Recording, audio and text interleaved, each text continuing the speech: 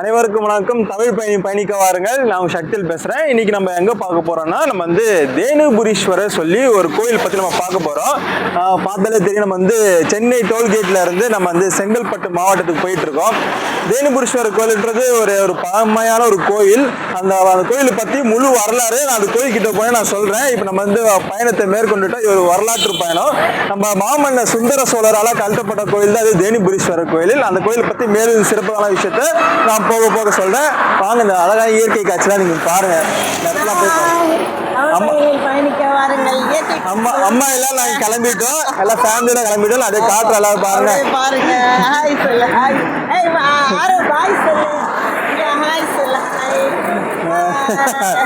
Okay, நாங்கள் எல்லாம் கிளம்பியாச்சு. நாங்கள் கோவில் கிளம்பியாச்சு. நீங்கள் எல்லோரும் பாருங்கள். அந்த லொக்கேஷன்லாம் காட்டணும். சைடு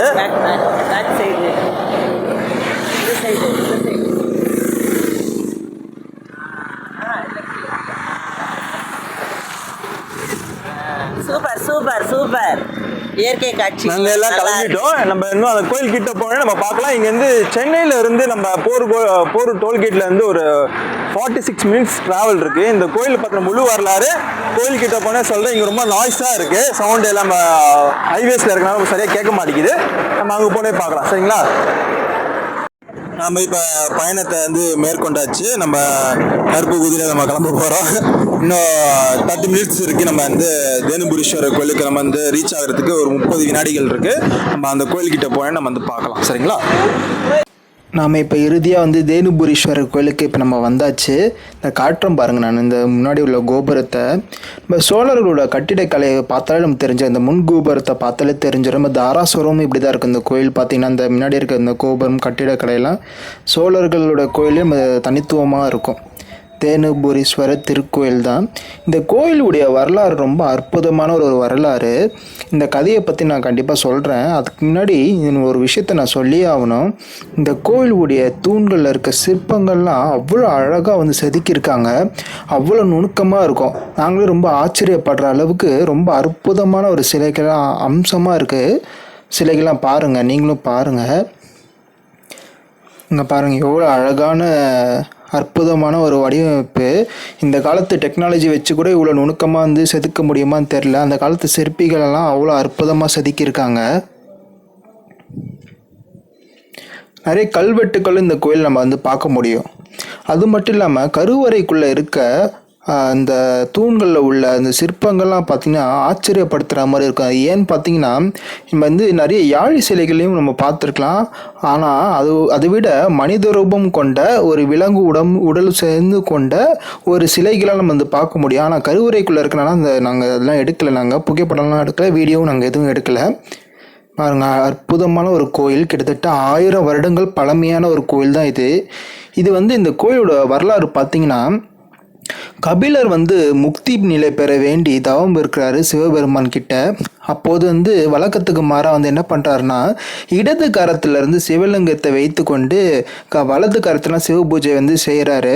அப்போ அது ஏற்பட்ட தோஷத்தினால் வந்து முக்தி பேர் கிடைக்கவில்லை. அதனால என்ன பண்ணுறாங்க, கபிலர் வந்து பூலோகத்தில் வந்து பசுவாக மறுபிறவி எடுத்து பிறக்கிறாரு. அது எந்த இடம் பார்த்திங்கன்னா, மாடம்பாக்கம் சிற்றேரி மணத்திட்டு பகுதியில் வந்து பசு கூடங்களுடன் சேர்ந்து மேய்ந்து வந்துட்டுருக்காரு நம்ம கபிலர்.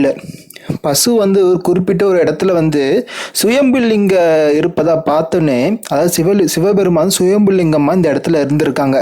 அப்போ அது இருக்கிறத பார்த்தோன்னே பசு வந்து தன் பாலை வந்து தானாக வந்து பொழிந்து வந்திருக்கு. ஒரு நாள் வந்து ஒரு இடையன் வந்து இதை வந்து பசுவை வந்து ஒரு கல்லால் வந்து அடிக்கிறாரு. இந்த குளத்தை நீங்கள் பார்த்துக்கோங்க. இந்த குளத்துக்கு முன்னாடி தான் ஒரு கதை இருக்குது. இது ஒரு அற்புதமான ஒரு குளம் இது. அந்த இடையன் வந்து இந்த பசு வந்து ஒரு கல்லால் அடித்தோடனே அந்த பசு வந்து நகராமல் அப்படியே ஒரு இடத்துல நிற்குது. மறுபடியும் தன் கையில் உள்ள தடியால் பசு பொழியும் காம்பு மீது அடிக்கிறாரு. காம்பு வந்து அடித்தோடனே அந்த ரத்தம் கொட்டியதுனால அடிப்பட்ட வலியை தாங்க முடியாமல் என்ன பண்ணுது, பசு காலை வந்து எட்டி உதைக்குது. இது சுயம்புலிங்கமூர்த்தி மேலே எட்டி உதைக்குது. மேற்பகுதியில் உதைத்து விட்டு அது வந்து பசு வந்து ஓடி மறைஞ்சிருது. அந்த உதைத்த இடம் வந்து சிதிலமாகி ரத்தம் பெருகி இந்த குளம் இருக்கு இல்லையா, இந்த குளம் ஃபுல்லாக வந்து ரத்த கலரில், அதாவது சிவப்பு நிற கலரில் வந்து பரவி இருக்குது. இதை அந்த இடியன் பார்த்துட்டு கண்டுட்டு ரொம்ப பயந்துட்டான். பயந்து ஊர் மக்களை வந்து கூப்பிட்டுட்டு இந்த இடையன் வந்து பார்த்தோன்னே மக்கள்லாம் வந்து இறைவன் வந்து வேண்டுறாங்க. அப்போது வந்து சிவபெருமான் வந்து காட்சியளித்து மக்களே பயப்படாதீங்க, இது வந்து கபில மகரிஷின் இந்த தோஷத்தை வந்து நீக்கிறதுக்காக இங்கே நான் வந்து சுயம்பு லிங்கமாக வந்து நான் வந்து தோன்றி இருக்கேன். இந்த காட்சியை வந்து அரசனிடம் வந்து தெரிவிப்பதற்காக அந்த மக்கள்லாம் வந்து போகிறாங்க, கூட்டமாக போகிறாங்க. ஆனால் என்ன நடக்குது, அன்னைக்கு அந்த சோழ அரசரோட கனவில் வந்து இந்த காட்சி அப்படியே வந்து தெரியுது. இறைவன் வந்து இந்த காட்சியெல்லாம் வந்து அந்த சோழ அரசரோட கனவுலையும் வந்து காண்ற மாதிரி வச்சிருக்காரு. கனவுல வந்து அந்த அரசர் அந்த கண்ட காட்சியெல்லாம் வந்து நேரில் காண்றதுக்காக அந்த தன்னோட சேனைகள் பரிவாரங்களோட வந்து புறப்படுறாரு. இங்க மாடம்பாக்கம் கிராமத்து கீழ்ப்பகுதி இடத்தில் சோழ ராஜாவும் மக்களும் வந்து சந்திக்கிறாங்க.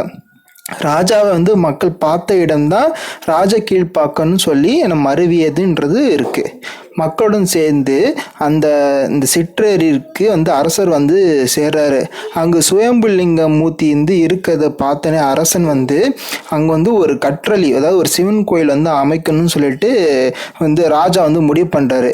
எப்போ கிபி 954 971 என்ன நடக்குதுன்னா, சுந்தர சோழர் இருக்கார் இல்லையா, அதாவது சுந்தர சோழர் என்னும் 2ஆம் பராந்தக சோழனால் வந்து இந்த கருவறையும் கோபுரம் வந்து யானை பின்புறம் வடிவில் அமைக்கப்படுறாங்க. பல ஆண்டுகள் கழித்து இது நடக்குதுன்னா, பாண்டிய மன்னர்களும் தேனுகாம்பாள் அப்படின்னு சொல்லி ஒரு அம்பாள் சன்னதியை வந்து அமைக்கிறாங்க. அது மட்டும் இல்லாமல் பல்லவ மன்னர்களும் என்ன பண்ணுறாங்க, இதே கோயிலுக்கு திருக்கல்யாண மண்டபத்தூணுடன் அதுக்கப்புறம் வந்து மண்டபத்தூணு அதெல்லாம் வந்து அமைக்கிறாங்க, தூண்கள்லாம் அமைக்கிறாங்க, மகா மண்டபத்துடன் வந்து அமைக்கிறாங்க. இந்த கோயில் வந்து கிட்டத்தட்ட 1000 வருடங்கள் வந்து ரொம்ப பழமையான கோயில். இங்கே வந்து பாருங்கள், நடன காட்சியெல்லாம் வந்து அரங்கேற்றாங்க. நாங்கள் போகும்போது வந்து இந்த சிவன் கோயில் வந்து ரொம்ப ஒரு விசேஷமாக இருந்திருக்கு. ஒரு அற்புதமான ஒரு கோயில், 1000 ஆண்டுகள் ஒரு பழமையான கோயில் இது. இந்த கோயில்களுக்கு வரவங்களுக்கு வந்து எல்லாருக்குமே வந்து தோஷ நிவாரணம் வந்து கிடைக்குன்றது இந்த ஊர் மக்களால் நம்பப்படுது. அது மட்டும் இல்லாமல் குழந்தை இல்லாதவங்களுக்கு இங்கே இந்த கோயிலுக்கு வந்தால் கண்டிப்பாக குழந்தை பாக்கியம் கிடைக்குன்றது இந்த ஊர் மக்களுடைய ஒரு நம்பிக்கையுமாகவும் இருக்குது. இந்த கோயிலை பாருங்கள், எவ்வளோ அழகான ஒரு கோயில் பாருங்கள்.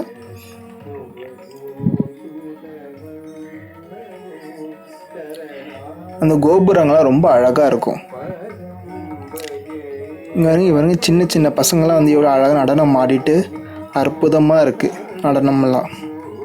நமக்கு இந்த கோயிலுக்கு வரும்போதே ஒரு மனசுக்கு வந்து ஒரு ரம்மியமான ஒரு சந்தோஷத்தை வந்து ஏற்படுத்தும். இந்த கோவில் வந்து செங்கல்பட்டு மாவட்டத்தில் தான் இருக்குது. இந்த கோயில் பாருங்கள், மக்கள்லாம் எவ்வளோ கூட்டமாக இது வந்து கருவறைக்கு போகிற வந்து அந்த நுழைவாயில் இது. அது மட்டும் இல்லாமல் ஒரு பகுதியில் வந்து அன்னதானமும் வந்து போட்டுட்டு இருந்தாங்க. அப்போ வந்து ஒரு பெரியவர் வந்து ரொம்ப வந்து வேண்டுதல் பண்ணிட்டு இருந்தாரு. நான் அதை காட்டுறேன் பாருங்கள். இது கோயிலோட வரலாறு. இது வந்து கோயிலுக்கு உள்ளே போகிறதுக்கு உண்டான வழி. இது துவாரபாலகர்கள் இருப்பாங்க. நான் சொன்னேன்ல, இந்த பெரியவர் இவர் தான் ரொம்ப நேரமாக வேண்டிட்டு இருந்தார். அவர் வேண்டுதல் என்னன்னு தெரியல, அவர் பிரார்த்தனை பண்ணிட்டு இருந்தார். சரி, நான் அவரையும் ஒரு காணொலி எடுத்திருந்தேன் பாருங்கள். பக்கத்துலேயே ஒரு நந்தீஸ்வரர் இருக்கார். இது வந்து ஒரு அற்புதமான ஒரு காட்சி. இது அந்த நந்தீஸ்வரர் பாருங்கள், இவ்வளோ அற்புதமாக இருக்குது பாருங்கள், அழகாக இருக்கார். இந்த பெரியவோட வேண்டுதல் என்னன்னு தெரியல, இது வந்தாலும் நடக்கட்டும். இந்த கோயிலுக்கு நீங்கள் வரதா இருந்தால் நீங்கள் வந்து சீக்கிரமாக வந்துடுங்க, காலை நேரம் பார்த்து நீங்கள் வாங்க. அற்புதமான கோயில். இது வந்து ஒரு வரலாற்று பயணம். இது போன்ற நிறைய வரலாற்று பயணம் பார்க்கலாம். சரிங்களா? நன்றி.